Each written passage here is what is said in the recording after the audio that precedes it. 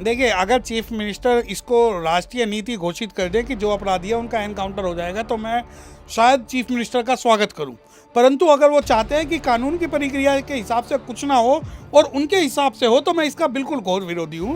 क्योंकि भारत में अभी भी कहीं ना कहीं कानून का शासन है, संविधान का शासन है और एक लोकतंत्र है। अगर कोई भी किसी भी सूबे का मुख्यमंत्री अगर इस तरह की बातें करता है जो कि बिल्कुल गैर संवैधानिक और गैर कानूनी है, तो यकीन मानिए कि ये न केवल हिंदुओं के प्रति बल्कि मुस्लिमों के प्रति और भारत में रहने वाले हर नागरिकों के प्रति ये एक जहरीला स्टेटमेंट होगा जिससे सबको नुकसान होगा। आप ये मानिए कि क्या संविधान का राज नहीं है, लोकतंत्र नहीं है? क्या इसके अंदर आप कहें कि भाई हम किसी के घर पे बुलडोजर चला देंगे, एनकाउंटर कर देंगे? मैं तो खुल के आपके चैनल से एक बात कहता हूँ कि भारत के अंदर जो एनकाउंटर होता है वो शेड्यूल कास्ट और मुस्लिमों का होता है। 1 लाख में से 1-2% का जो केस होगा वो एक्सेप्शनल होगा, वरना जो एनकाउंटर में लोग मारे जाते हैं अधिकतर जो है SC, ST, OBC और माइनॉरिटीज के लोग।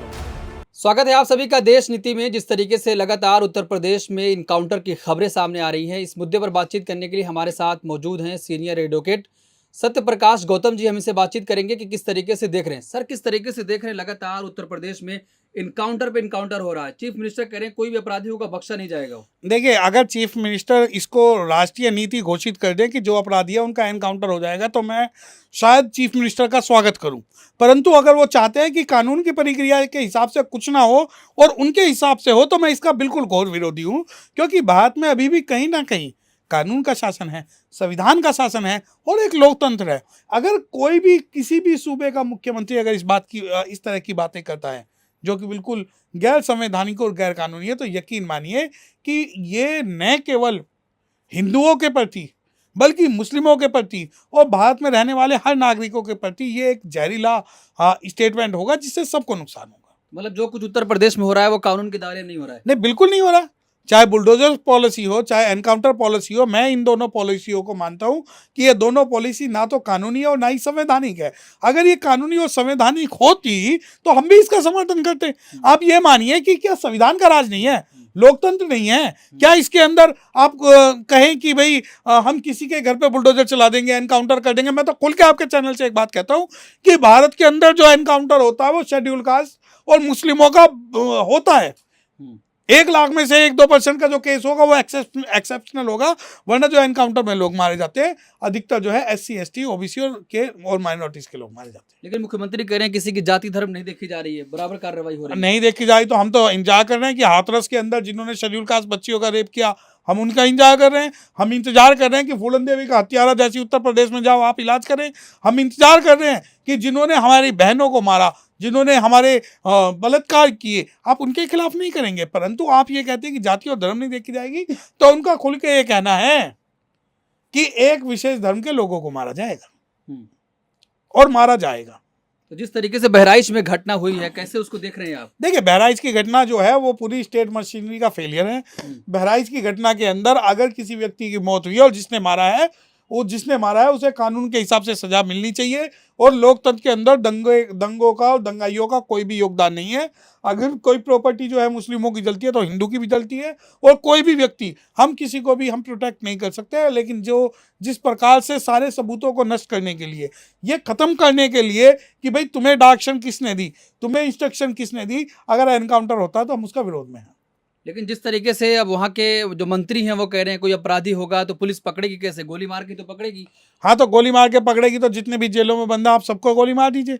आप ये देखिए ना कि गोली मारने का जो लॉ है, आप इसको लॉ बना दीजिए कि जो भी अपराधी पकड़ा जाएगा हम उसके गोली मारेंगे। या आप जाति, जैसे कि प्रधानमंत्री कहते हैं कि मैं जो है कपड़ों से पहचान लेता हूँ, तो ये जो जिस प्रकार के जो स्टेटमेंट है ये बिल्कुल गैर कानूनी और गैर संवैधानिक। लेकिन चीफ मिनिस्टर मंचों से खड़े होकर कहते हैं कि जो भी अपराधी होगा, जो भी महिलाओं को छेड़ेगा, अगले चौराहे पर ढेर मिलेगा आपको। तो ढेर मिलेगा। हम तो फूलन देवी के हत्यारे का इंतजार कर रहे हैं, हाथरस की बेटियों का इंतजार कर रहे हैं, और न जाने कितने हम इंतजार कर रहे हैं। ढेर तो क्या, उन्हें जो है ऐसा महामंडित किया जाता है कि ये जंग जीत के आए हूँ।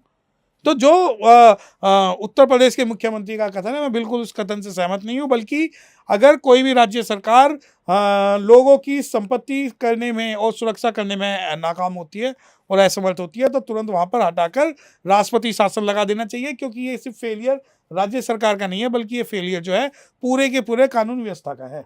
तो उत्तर प्रदेश में आप राष्ट्रपति शासन की मांग कर रहे हैं? बिल्कुल कर रहे हैं। उत्तर प्रदेश के अंदर आज जो है अपराधी खुले घूम रहे हैं, रोज अपराध हो रहे हैं, रोज नए नए दंगे होते हैं, कभी कुछ होता है कभी कुछ होता है। तो आप ये देखिए कि इस सरकार के अंदर ये सरकार नाकाम रही है शासन व्यवस्था को सुचारू रूप से चलाने के लिए। लेकिन उसी का तो मुख्यमंत्री बखान करते हैं। नहीं, क्या बखान करते हैं?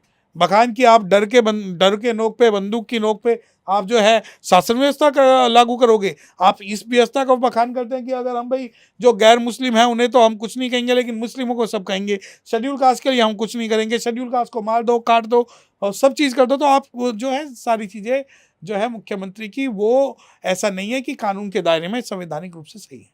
तो एक वकील होने के नाते आप कैसे देख रहे हैं इस पूरे केस को? देखिए, मैं इस केस को देख रहा हूँ कि कानून व्यवस्था फेल है। वो उत्तर प्रदेश के अंदर राष्ट्रपति शासन लगाना चाहिए और जो जितने भी आरोपी हैं उन सबसे सच उगलवाना चाहिए कि क्या ये चुनाव की वजह से कोई साजिश तो नहीं है, ये क्या पटकथा किसी और ने तो नहीं लिखी हुई, क्या इस पटकथा का कोई भी सूत्रधार कोई और हो सकता है, क्या इस मामले के अंदर जो हत्या हुई है, जिस भी व्यक्ति की हत्या हुई है, मैं चाहता हूं कि जो हत्यारे हैं उनको सजा मिले, लेकिन वो कानून और संविधान के हिसाब से सजा मिले, ताकि हम लोगों का जो विश्वास है वो न्यायपालिका के अंदर, जुडिशरी के अंदर, कानून के अंदर और पुलिस के अंदर बना रहे। वरना आप अगर गोली मार दोगे तो सच सामने कैसे आए? लेकिन जो रिपोर्ट्स आई थी उसमें ये भी देखा गया था कि पुलिस के सामने सारी चीजें हो रही हैं, पुलिस रोक नहीं पाई थी उसको। देखिए, पुलिस तो भारत का पुलिस का एक स्वरूप है। पुलिस हमेशा जो सत्ता पक्ष की सुनती है और पुलिस का जो डंडा है वो दलित मुस्लिमों पर खुल के चलता है और किसी पे नहीं चलता। हमने ये बात देखी है कि दिल्ली में भी हमने देखी है और अब बहराइच में भी आप देख लीजिए कि दंगाइयों के साथ साथ पुलिस चलती है और पता नहीं दंगाइयों को रोकती है, प्रोटेक्ट करती है। जब पुलिस के पास सारी इनपुट बहराइच में थी, उसके बावजूद भी जो है वहाँ शासन व्यवस्था, कानून व्यवस्था को क्यों मेंटेन नहीं किया गया? और अगर राज्य सरकार कानून व्यवस्था को मेंटेन नहीं कर रही तो आप केंद्र सरकार से आप अपील करिए, केंद्र सरकार आपको करेगी। लेकिन एज अ वकील आप कैसे देख रहे हैं कि क्या सुप्रीम कोर्ट को अब इसमें सो मोटो नोटिस लेना चाहिए, जैसे कि देखिए, मैं 100% रूप से सुप्रीम कोर्ट पर विश्वास नहीं करता हूँ। सुप्रीम कोर्ट हमारे मामलों में देर से जागता है। जब वहाँ आग लग के बस्ती ठंडी हो जाएगी, जब सबकी राखें ठंडी हो जाएंगी, खाना पूर्ति के लिए सुप्रीम कोर्ट उठेगा, कोई स्टेटमेंट देगा और फिर चुपचाप सो जाएगा। क्योंकि जैसे बुलडोजर पॉलिसी में काफ़ी दिनों बाद उठे, बाबा रामदेव मामले के में काफ़ी दिनों बाद उठे, अडानी अंबानी के मामले में काफ़ी दिनों बाद उठे, तो ये सुप्रीम कोर्ट जो है कभी वो जब देख लेता है कि हाँ सब चीज़ ठंडी उठ गई, तब जाग जाता है सुप्रीम कोर्ट थोड़ी देर के लिए और फिर वही।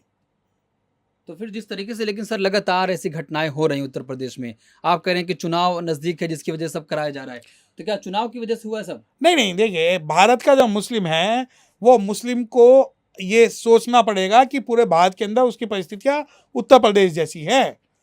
चाहे वो उत्तराखंड हो, चाहे वो शिमला मस्जिद का मामला हो, चाहे बहराइच का मामला हो, चाहे दिल्ली का मामला हो, दिल्ली दंगों का मामला हो, चाहे दक्षिण भारत का मामला हो, उत्तर प्रदेश नहीं है। जब तक भारत का मुस्लिम भाजपा और कांग्रेस के छोड़ के अपनी हक परस्ती के लिए हुक्मरान नहीं बनाएगा, तब तक भारत का मुस्लिम इसी प्रकार से कहीं ना कहीं पीड़ित रहेगा। चलिए ठीक है, बहुत शुक्रिया। ये थे सत्य प्रकाश गौतम सर, जिनसे हमने बातचीत करी और जिस तरीके से लगातार उत्तर प्रदेश में इनकाउंटर की खबरें सामने आ रही हैं, तो इस पूरे मामले पर आप क्या सोचते हैं, आपकी क्या राय, कमेंट बॉक्स अपनी राय ज़रूर दें।